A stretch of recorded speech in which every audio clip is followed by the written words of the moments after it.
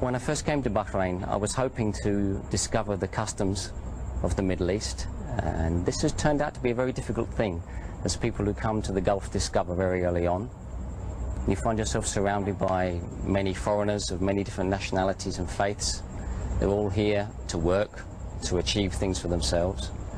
And this isn't what we expect to come for. This is not the culture that we're expecting to find. So for some time, Islam is obscured or masked from the people that come to the Gulf. So for a long time, I didn't discover anything about Islam. I heard the adhan and I thought, this is very beautiful, what do these words mean? And people told me. But even so, this was just information. This was almost like tourism. It was in fact probably 10 years later, after I travelled from Bahrain to Sharjah to Dubai and then on to Turkey, where I discovered something different. That's not to say that Islam is better or greater in Turkey. Not at all. In fact, sadly, Islam is suppressed in Turkey in many ways. I discovered after my arrival in Turkey that there were some wonderful things to find out about that country. Of course, it has a great Islamic history, and this has sort of struck me visually straight away. I immediately discovered the beautiful Islamic architecture from the Ottoman period, and it was only after some time in Turkey I started to get to know the people very well. We came to Ramadan, something which I'd witnessed many times before in the Gulf, but something which I just had let it pass me by, as most Westerners do. Just an annoyance, an inability to get a cup of tea during the day. In Turkey I felt something different. I felt some sense of something else. And I soon noticed that the people who were fasting in Ramadan were the people who I'd already decided that I liked. There was an obvious correlation between the best of the people and the people who fasted. These proved to be the best of the Muslims, and I was attracted to them. So I joined in. I did what seemed like a strange thing. I started to fast in Ramadan, even though I was not a Muslim. And I found this very pleasing in many ways, quite challenging in other ways, but very, very pleasing. And I enjoyed the fast. I enjoyed especially the few moments before the adhan of Maghrib and waiting quietly with the people that have been fasting all day, working right through the day. Because in Turkey there's no allowance made for Ramadan in the work.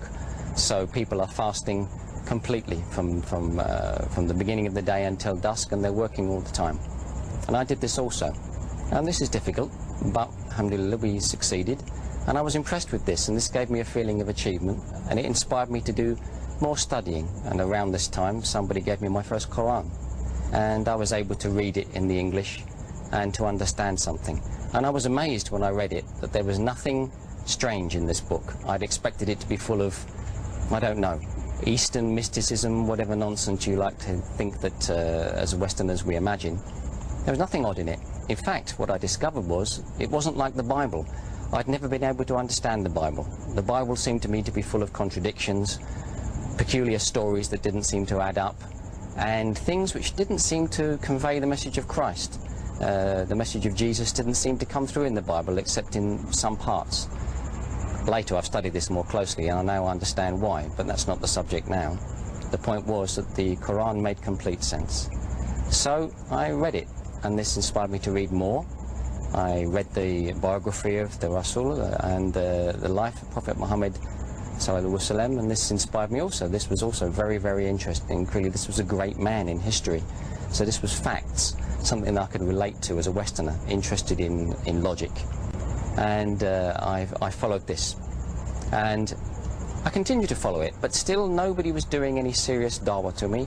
Nobody was trying to convince me that I should change my ways in any other way. So I became, if you like, an abstract scholar of Islam. I could have taken a qualification in Islamic studies, but this is of no real value if you don't intend to do something with it. And sadly I didn't. After I returned from Turkey to Dubai, by Allah, I found myself working for some very excellent people, and the person who was my boss became one of my great friends and still is to this day. In the evening after work we would discuss, or maybe we would go out for some dinner, maybe a little bit during the office also, and he would help me to study the right things and talk to the right people. answer some of my questions as best he could.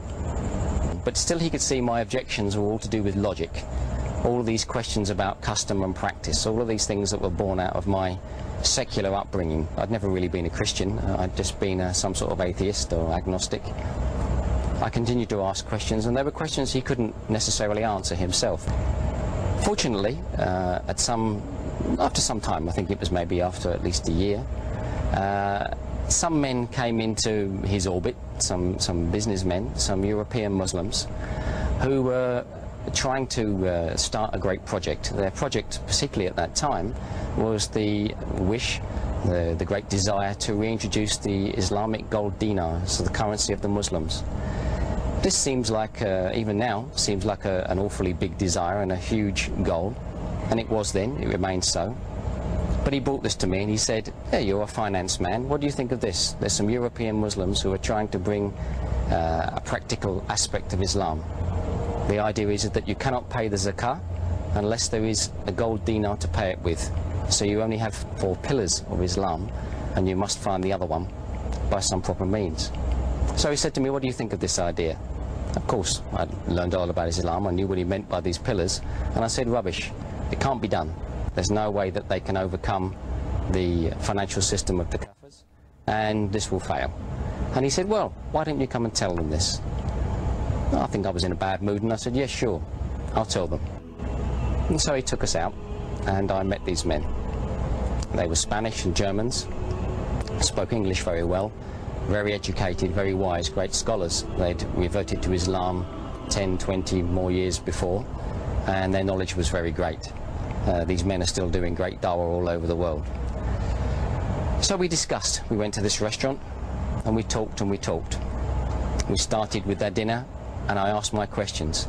And for the first time, I started to get answers that I couldn't challenge. They weren't just answering my questions from a religious point of view, but they were also answering from a point of view of logic and all the scientific sense that I thought I had and I thought I had as my objections, and arguing these points of religion and philosophy. And at 1 o'clock in the morning, and it was a Wednesday night in the middle of the week, they said to me, "So, do you have any more questions?" And I said, "No, I don't. I've run out of questions." So they said, "Now what? You're going to embrace Islam?" What could I say? I could only say yes.